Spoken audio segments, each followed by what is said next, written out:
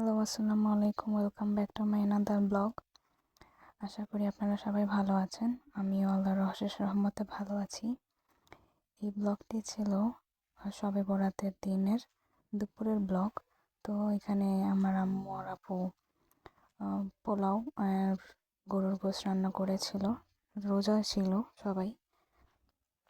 তো সেহরিতে আমরা এই পোলাও আর গরুর গোশত দিয়ে সেহরি না সরি ইফতারে এটা দিয়ে ইফতার করেছি। এবং আমি আজকে ওই দিন শুক্রবারের দুপুর এবং পরদিন সকালের ব্লগটাই শেয়ার করছি আপনাদের সাথে। তো এরপর দেখতে পাচ্ছেন পরদিন সকালের ভিডিও দিয়েই স্টার্ট করেছি। এখানে আম্মু রুটি বানিয়ে নিচ্ছে। চালের রুটি না, আমরা নর্মাল যে রুটি খাই ওইটাই বানানো হচ্ছে। তো এটা দিয়ে আজকে সকালে নাস্তা করা হবে। আজকে রোজা শুধু আম্মু রেখেছে, আপু রেখেছে, আমি রাখিনি। তো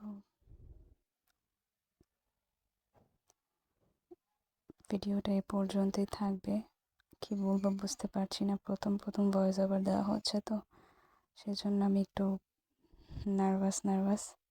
তাই আশা করি আপনারা বুঝতে পারবেন। আজ এ পর্যন্তই, ভালো থাকবেন। আল্লাহ হাফেজ।